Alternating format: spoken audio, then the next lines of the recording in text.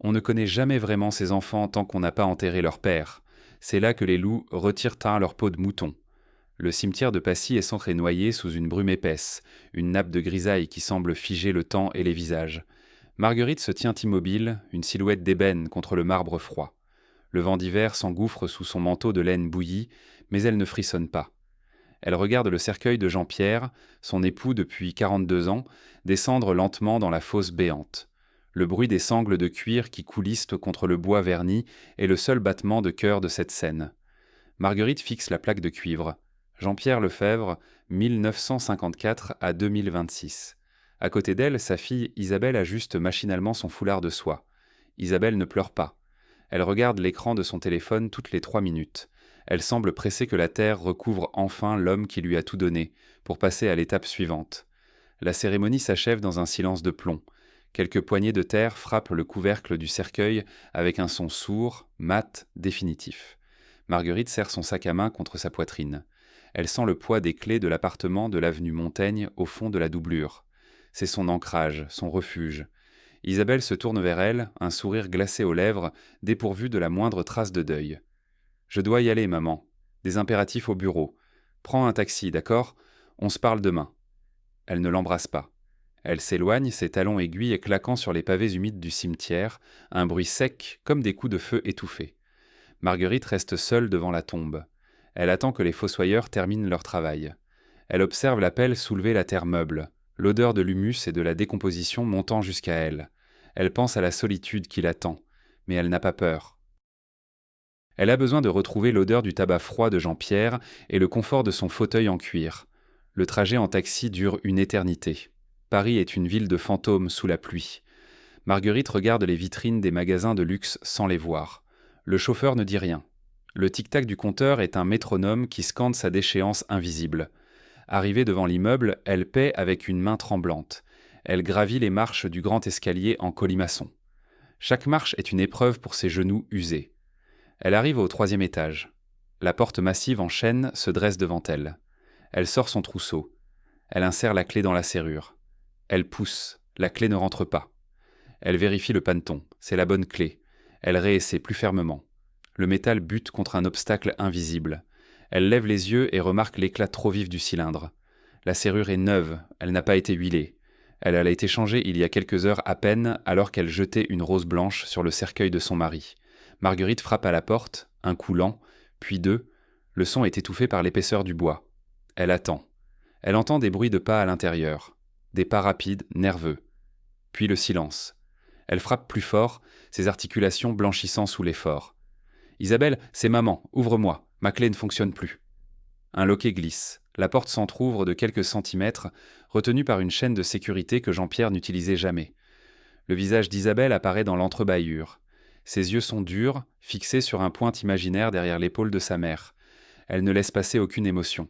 « Tu ne peux pas entrer, maman, » dit-elle d'une voix monocorde, presque robotique. Les statuts de la holding familiale ont été modifiés la semaine dernière avant que papa ne perde connaissance. Il a signé une cession de bail prioritaire en ma faveur. Cet appartement fait désormais partie de mes actifs professionnels. J'ai déjà fait venir une équipe de déménageurs pour tes effets personnels. Ils sont dans le couloir de service. Marguerite ne répond pas immédiatement. Elle tourne la tête vers la porte de service, à quelques mètres de là. 3 cartons de déménagement en carton brut sont empilés contre le mur jauni. Sur l'un d'eux, elle reconnaît le coin de son album photo de mariage qui dépasse. Toute sa vie, réduite à du carton ondulé et du ruban adhésif. Elle revient à sa fille. Le froid qu'elle ressent n'est plus celui du cimetière. C'est une lame de fond qui l'imprègne totalement. « Et où suis-je censée aller, Isabelle ?» demande-t-elle, sa voix restant stable, dépourvue de trémolo. « Tu as ton compte personnel, maman. Prends une chambre au Ritz pour quelques jours, le temps de trouver un petit studio en banlieue. C'est plus raisonnable pour une femme seule. Cet espace est trop vaste pour toi. On va en faire notre nouveau showroom pour la ligne de prêt-à-porter de Marc. » Isabelle referme la porte. Le bruit du pêne qui s'enclenche résonne dans la cage d'escalier vide. Marguerite reste debout, seule sur le palier. Elle regarde ses mains. Elle ne tremble plus. Elle se dirige vers les cartons. Elle s'assoit sur le plus gros d'entre eux. Le carton s'affaisse légèrement sous son poids. Elle regarde la serrure neuve. Elle pense à Isabelle, à Marc, à leur arrogance. Ils pensent avoir gagné parce qu'ils possèdent les murs. Ils pensent que la vieillesse est une capitulation. Ils ignorent ce que Jean-Pierre, dans les derniers mois de sa maladie, avait commencé à douter de la loyauté de sa fille. Ils ignorent l'existence du coffre-fort numérique dont seule Marguerite possède le code, un code que Jean-Pierre lui a murmuré à l'oreille quelques minutes avant son dernier souffle. Elle se lève. Elle ne prend aucun carton. Elle laisse tout là, ses souvenirs, ses vêtements, ses photos. Elle descend l'escalier avec une lenteur calculée. Elle sort de l'immeuble. La pluie redouble de violence. Elle marche jusqu'à une cabine téléphonique, une antiquité qui survit miraculeusement au coin de la rue. Elle insère une pièce. Elle compose le numéro de Maître Vasseur, le notaire historique de la famille, celui qu'Isabelle a tenté d'écarter. Maître, c'est Marguerite Lefebvre. Le plan est activé, ils ont changé les serrures. Oui, aujourd'hui, pendant l'inhumation. C'est parfait. L'ingratitude est désormais manifeste et documentée par le rapport de l'huissier que j'avais posté dans la rue d'en face. Procéder à la révocation immédiate de toutes les donations de parts sociales pour cause d'ingratitude grave. Bloquer les comptes de la holding. Et maître, faites-le avant la clôture de la bourse à 17h. Je veux qu'Isabelle découvre la ruine en même temps que la solitude. Elle raccroche. Elle sort de la cabine. Elle lève les yeux vers le 3e étage. Elle voit la lumière s'allumer dans son ancien salon. Isabelle doit être en train de déboucher une bouteille de champagne pour fêter son nouveau domaine. Marguerite esquisse un sourire imperceptible.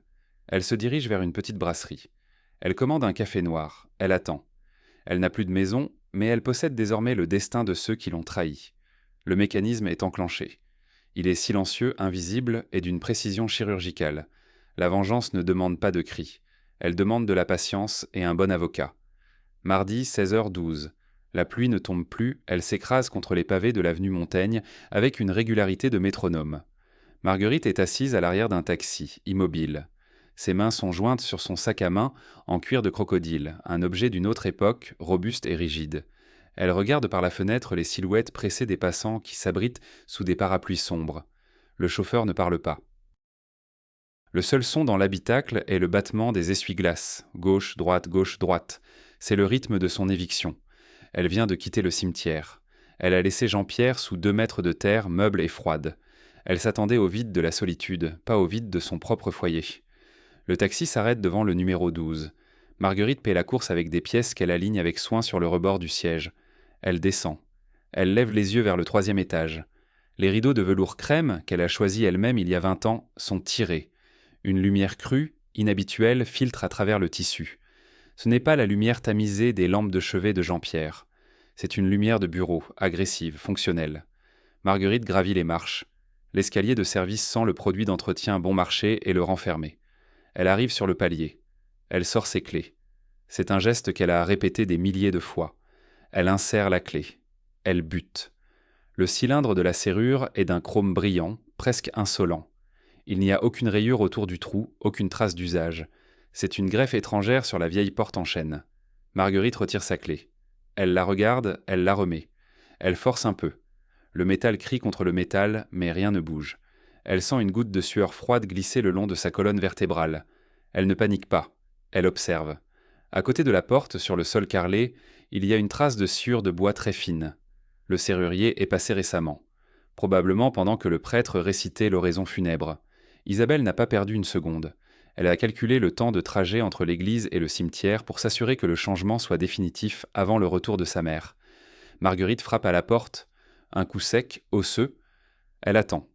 Elle entend des pas à l'intérieur. Des pas rapides, le claquement de talons sur le parquet de Hongrie, puis le silence. Quelqu'un regarde par l'œil ton. Elle sent le regard d'Isabelle, ce regard de prédateur qui a enfin acculé sa proie. La porte ne s'ouvre pas. C'est la voix d'Isabelle qui s'élève, filtrée par le bois massif, dénuée de toute chaleur humaine. « Maman, inutile d'insister. J'ai fait changer les accès. C'est plus simple ainsi. Marc et moi avons emménagé nos dossiers cet après-midi. La société de gestion a validé le transfert du bail au nom de la nouvelle entité. Tu trouveras tes effets personnels dans le local à vélo, au rez-de-chaussée. J'ai tout fait emballer avec soin par des professionnels. Ne rends pas les choses plus difficiles qu'elles ne le sont déjà. » Marguerite ne répond pas. Elle ne supplie pas. Elle ne crie pas au scandale. Elle regarde le bois de la porte. Elle voit une petite éraflure près de la poignée, un vestige d'une dispute d'enfance d'Isabelle. Elle se souvient de chaque recoin de cet appartement. Elle connaît le grincement de la 4e lame du parquet dans le couloir. Elle connaît l'odeur du placard à linge. Tout cela vient de lui être arraché par celle qu'elle a portée, nourrie et protégée.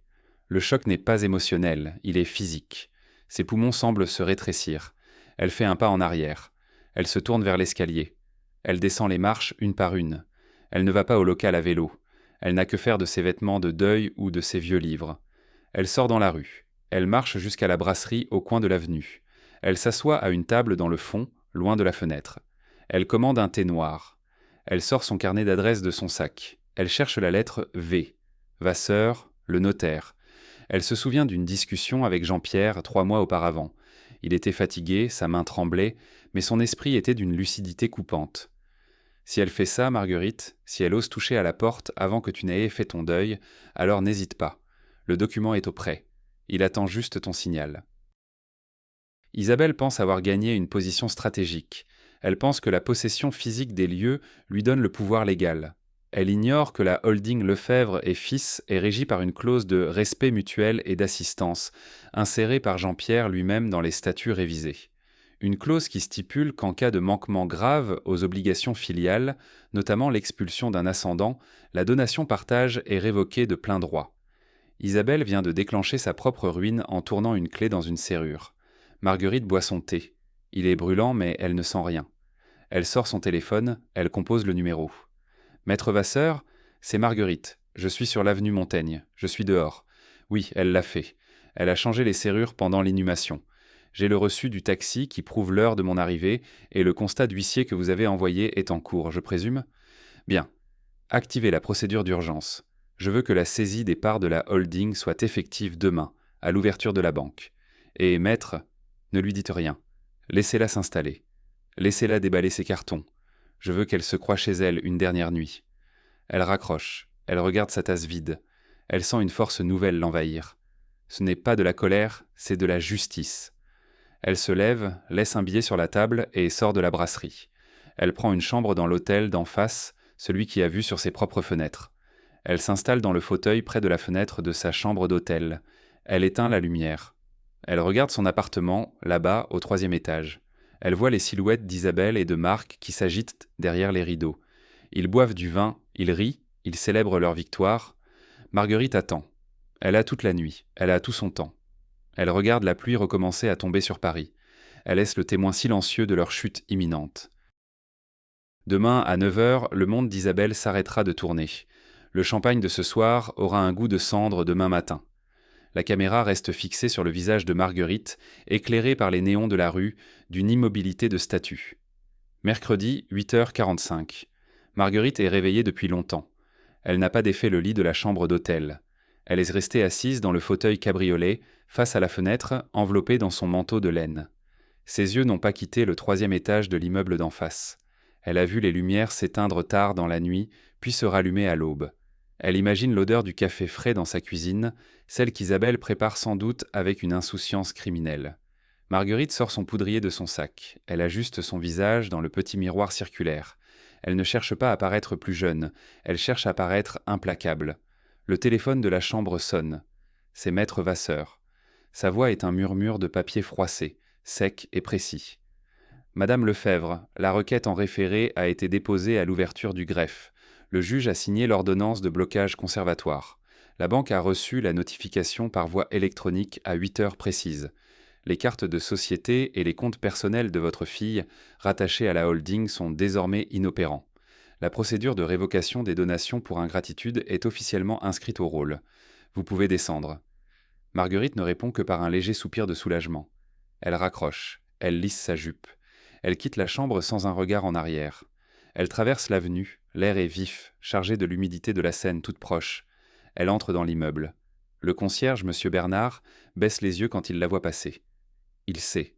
Il a vu les cartons hier. Il a vu le serrurier. Il ne dit rien, mais il lui tient la porte avec une déférence nouvelle, presque craintive. Marguerite monte l'escalier.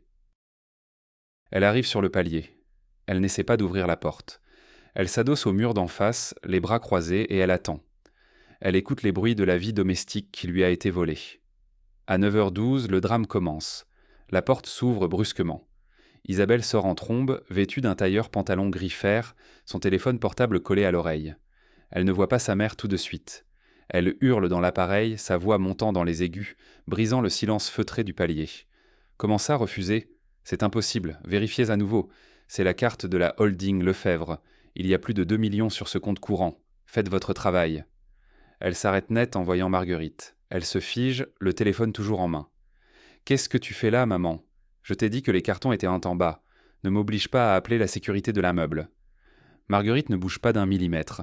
Elle observe la ride de stress qui barre le front de sa fille. Elle remarque que le vernis à ongles d'Isabelle est écaillé sur l'index droit. Un détail insignifiant qui trahit la faille. La sécurité ne viendra pas, Isabelle, répond Marguerite d'une voix calme, presque douce. Ils sont déjà occupés à lire l'avis d'huissier qui vient d'être affiché dans le hall. Le visage d'Isabelle vire au blanc de craie. Elle essaie de rappeler la banque, mais son téléphone émet un bip sonore de fin de crédit. Son abonnement, lui aussi payé par la holding, vient d'être suspendu. À cet instant, Marc sort de l'appartement, en chemise, l'air hagard. Isabelle, ma carte ne passe pas pour la réservation du showroom. Ils disent que le compte est sous séquestre. Qu'est-ce qui se passe? Il s'arrête en voyant Marguerite. Le silence s'installe, lourd, étouffant. On entend seulement le bruit lointain d'une sirène de police dans la rue. Marguerite décroise les bras. Elle fait un pas vers eux. Ils reculent instinctivement, comme devant un spectre.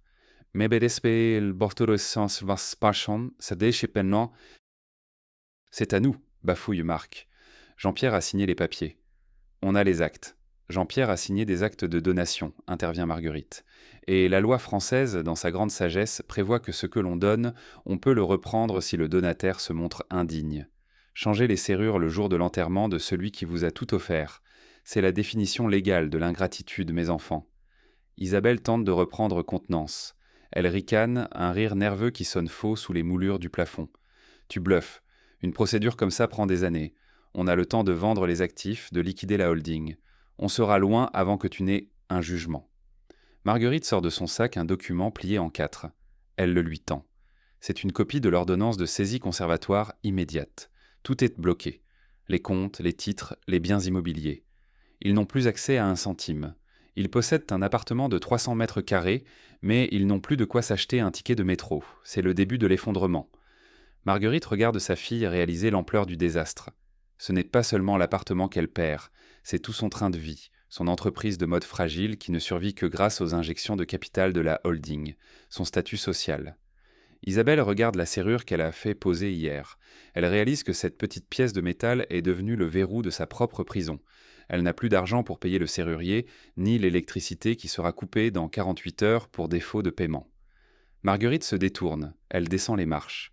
Elle entend derrière elle les premières insultes de Marc envers Isabelle, les premiers reproches. La solidarité des traîtres ne survit jamais à la pauvreté. Elle sort de l'immeuble, le soleil perce enfin à travers les nuages. Elle se dirige vers le petit parc au bout de l'avenue. Elle s'assoit sur un banc. Elle regarde les pigeons s'agiter autour d'un morceau de pain. Elle pense à Jean-Pierre. Elle imagine son sourire malicieux. « En Hollande famida. »« On les a eus, Marguerite, dirait-il. Elle ferme les yeux un instant. Le premier acte de sa restitution est terminé. Le doute a changé de camp.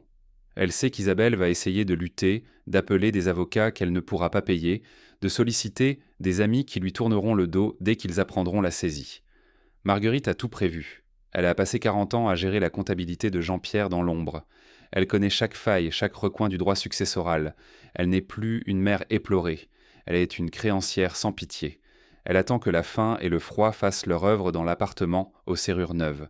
La caméra reste sur le banc du parc. Marguerite est immobile. Le temps travaille pour elle. Jeudi, 19h10. L'appartement de l'avenue Montaigne est plongé dans une pénombre bleutée. Isabelle est assise sur le canapé en cuir blanc, le même qu'elle a fait déplacer hier pour marquer son territoire. Elle ne bouge pas. Elle regarde l'écran noir de sa télévision. L'abonnement au satellite a été coupé cet après-midi, tout comme la connexion Internet. Le silence est devenu un poids physique, une masse qui écrase ses tympans. Dans la cuisine, elle entend Marc jurer. Il ouvre et referme les placards avec une violence croissante. Il cherche quelque chose à manger, mais les réserves sont vides. Ils n'ont plus de liquide, et leurs comptes sont aussi gelés que l'eau de la Seine. Isabelle regarde ses mains. Elle tremble légèrement. Elle a passé la journée au téléphone, utilisant la ligne fixe de l'appartement qui fonctionne encore miraculeusement pour appeler ses amis, ses partenaires d'affaires, ses investisseurs. La réponse a été partout la même. Un silence poli ou une fin de non-recevoir brutale. La nouvelle de la saisie conservatoire de la holding Lefebvre s'est propagée dans le milieu de la mode parisienne comme une traînée de poudre. Personne ne veut être associé à une héritière accusée d'ingratitude et de détournement. Son showroom, son empire de papier, tout s'écroule avant même d'avoir existé. On ne peut pas rester ici, Isabelle, crie Marc depuis la cuisine. Il n'y a plus rien, même pas un paquet de pâtes. Et le chauffage, j'ai l'impression qu'il baisse. Tu as vu le courrier ce matin ? Le syndic demande le paiement immédiat des charges arriérées de la holding, sinon il coupe l'eau chaude lundi. Isabelle ne répond pas. Elle pense à Marguerite. Elle imagine sa mère assise dans ce petit parc, ou peut-être déjà installée dans un hôtel confortable, payé par un compte de réserve occulte que Jean-Pierre avait sûrement préparé. Elle ressent une haine sourde, un venin qui lui brûle les veines. Elle se lève et marche vers la fenêtre. Elle voit Marguerite en bas sur le trottoir d'en face. Sa mère est debout, immobile, levant les yeux vers le 3e étage. Elle ne fait rien. Elle regarde simplement. C'est une surveillance psychologique, une guerre d'usure. Le téléphone fixe sonne.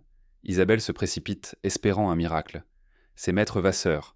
Sa voix essaie plus froide que le givre sur les vitres. Madame Lefebvre, je vous informe que le juge des référés a rejeté votre demande de déblocage partiel des fonds pour besoins vitaux. Le magistrat a estimé que votre train de vie habituel et l'achat récent d'un véhicule de sport par monsieur votre conjoint ne justifiera pas une aide d'urgence. Par ailleurs, un huissier passera demain à 10 heures pour procéder à l'inventaire des meubles. Rien ne doit quitter l'appartement. Isabelle raccroche violemment. Elle veut hurler, mais sa gorge est serrée. Elle réalise que Marguerite ne veut pas seulement récupérer l'appartement, elle veut les voir se dévorer entre eux, et ça marche. Marc entre dans le salon, le visage déformé par la colère. Il lui reproche tout, le plan mal ficelé, la précipitation pour changer les serrures, l'arrogance d'avoir cru que la vieille ne réagirait pas. La solidarité du couple, bâtie sur l'ambition et l'argent facile, se fissure sous la pression de la faim et de la peur. Pendant ce temps, Marguerite remonte dans son taxi. Elle a vu ce qu'elle voulait voir. L'ombre de sa fille derrière le rideau, une silhouette brisée par l'incertitude. Elle se rend au siège de la banque. Elle a rendez-vous avec le directeur. Elle s'assoit dans le bureau feutré, accepte un verre d'eau. Elle n'est pas là pour demander de l'argent. Elle est là pour donner des instructions.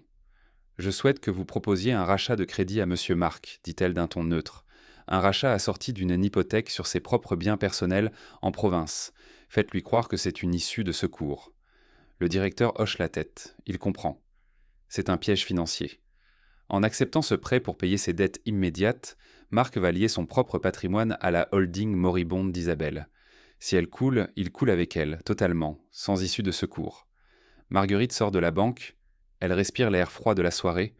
Elle se sent légère. Elle n'a plus besoin de cet appartement, de l'avenue Montaigne. Elle n'a plus besoin des bijoux ou des meubles.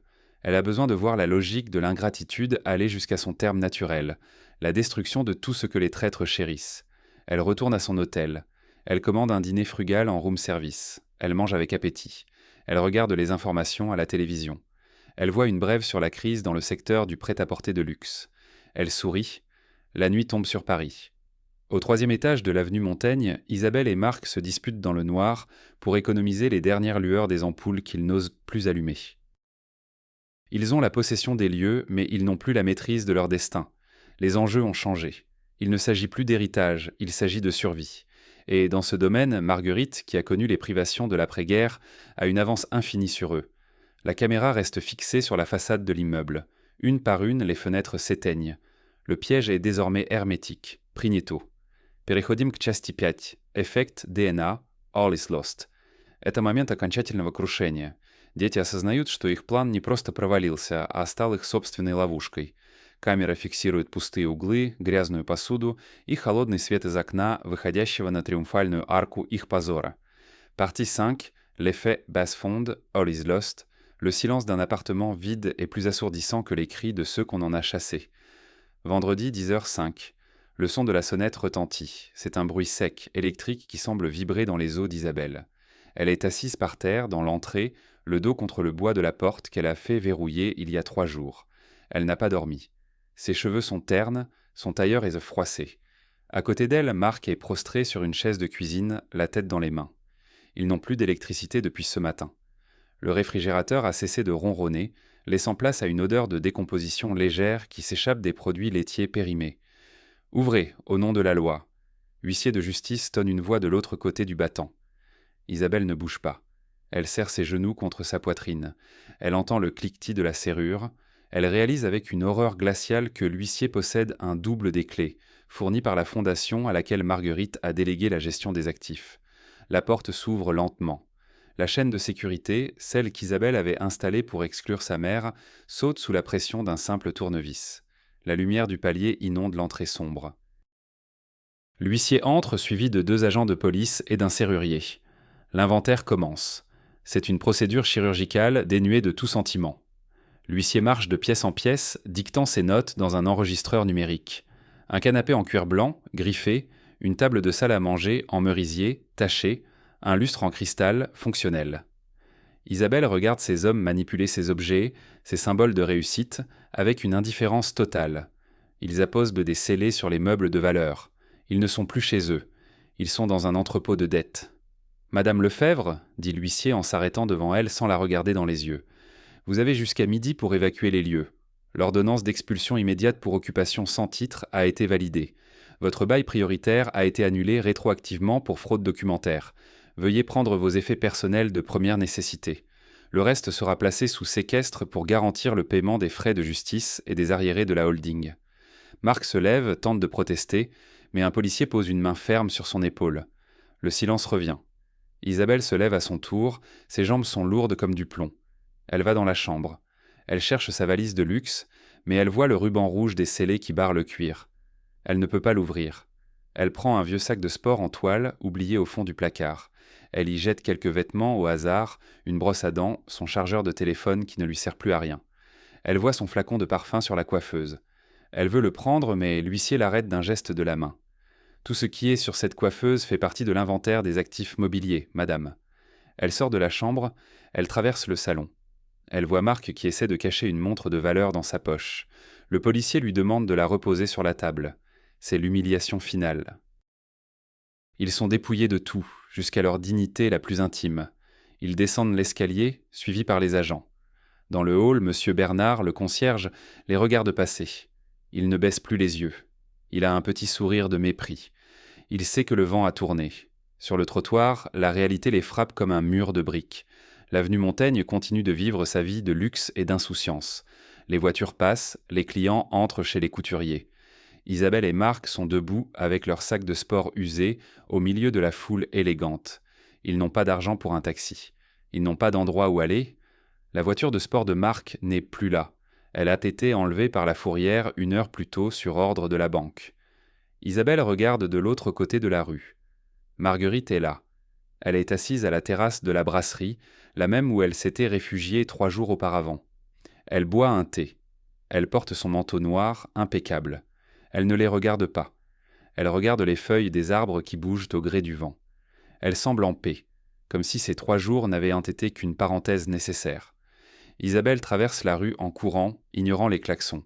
Elle arrive devant la table de sa mère. « Maman, arrête ça !» s'écrie-t-elle, sa voix se brisant dans un sanglot de rage. « On a perdu, tu as gagné.